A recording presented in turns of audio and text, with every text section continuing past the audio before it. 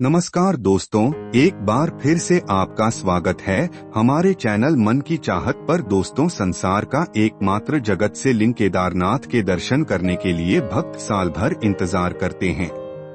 केदारनाथ की चढ़ाई को बेहद ही मुश्किल माना जाता है, लेकिन ऐसा कहा जाता है कि भोले बाबा जी से दर्शन देने की ठान लेते हैं, उसे दर्शन देकर ही रहते हैं। केदारनाथ के दर्शन करने के लिए साल भर इंतजार करते।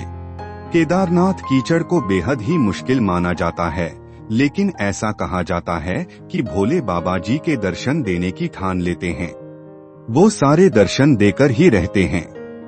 इसी बात से जुड़ी है भगवान शिव की एक भक्त की कहानी, जिसके बाद केदारनाथ को जागृत महादेव कहा जा रहा है।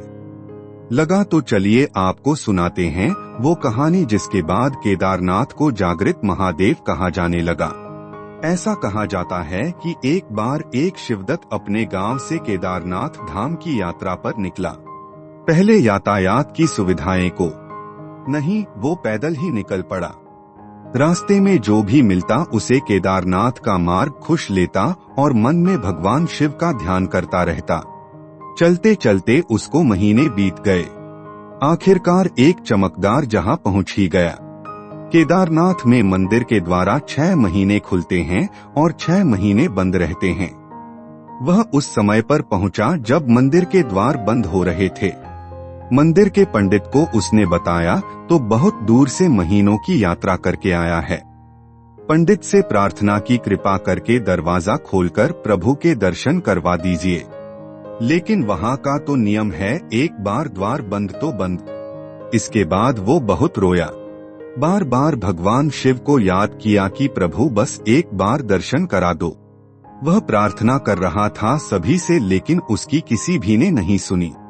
मंदिर के पंडित बोले, आप यहाँ 6 महीने बाद आना, क्योंकि 6 महीने बाद यहाँ के दरवाजे खुलेंगे।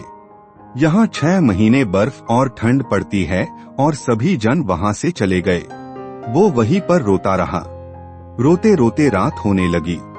चारों तरफ अंधेरा हो गया, लेकिन उसे विश्वास था अपने सिर पर क्यों जरूर पे पार करेंगे और उसे दर्शन देंगे। उसे बहुत भूख और प्यास भी लग रही थी। उसने किसी के आने की आहट सुनी। देखा एक सन्यासी बाबा उसकी ओर आ रहे थे। वहां सन्यासी बाबा उसके पास आए और उसके पास बैठ गए। सन्यासी बाबा ने उससे पूछा, बेटा कहाँ से आए? उसने सारा हाल सुना दिया और बोला, मेरा आना यहाँ पर व्यर्थ हो गया। बाबाजी ने उसे समझाया और खाना भी दिया। फिर बहुत देर तक बाबा उससे बातें करते रहे।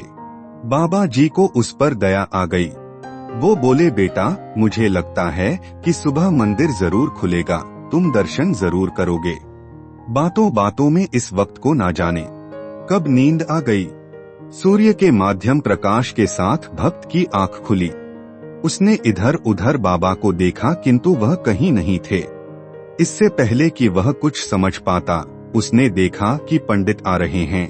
अपनी पूरी मंडली के साथ उतने पंडित को प्रणाम किया और बोला, कल आपने तो कहा था कि मंदिर 6 महीने बाद खुलेगा, कोई नहीं आएगा यहाँ, लेकिन आप तो सुबह ही आ गए। पंडित जी ने उसे गौर से देखा, पहचानने की कोशिश की और पूछा, तुम वही हो जो मंदिर के द्वार बंद होने पर आए थे, जो मुझे मिले थे? 6 महीना होते ही फिर वापस आ गए। उस आदमी ने आश्चर्य से कहा, नहीं, मैं कहीं नहीं गया। कल ही तो आप मिले थे, रात में मैं यही सो गया था, मैं कहीं नहीं गया। पंडित के आश्चर्य का ठिकाना नहीं था। उन्होंने कहा, लेकिन मैं तो 6 महीने पहले मंदिर बंद करके गया था और आज 6 महीने बाद आया।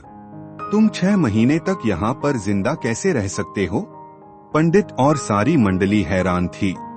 इतनी सर्दी में एक अकेला व्यक्ति कैसे 6 महीने तक जिंदा रह सकता है?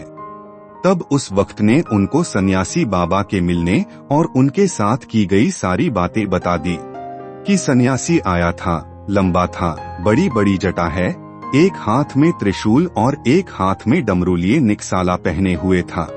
पंडित और सब लोग उसके चरणों में गिर गए। बोले, हमने तो जिंदगी लगा दी किंतु प्रभु के दर्शन ना पा सके। सच्चे भक्त तो तुम हो, तुमने तो अच्छा भगवान शिव के दर्शन किए हैं। उन्होंने अपने योग माया से तुम्हारे 6 महीने को एक रात में परिवर्तित कर दिया, कालखंड को छोटा कर दिया। यह सब तुम्हारे पवित्र मन और तुम्हारे विश्वास के कारण ही हुआ है। इसकी कहानी की वजह से केदारनाथ को जागृत महादेव बुलाया जाता है। अगर आपको यह वीडियो अच्छी लगी हो तो इस वीडियो को लाइक और चैनल को सब्सक्राइब जरूर करें। ओम नमः शिवाय। जय महादेव।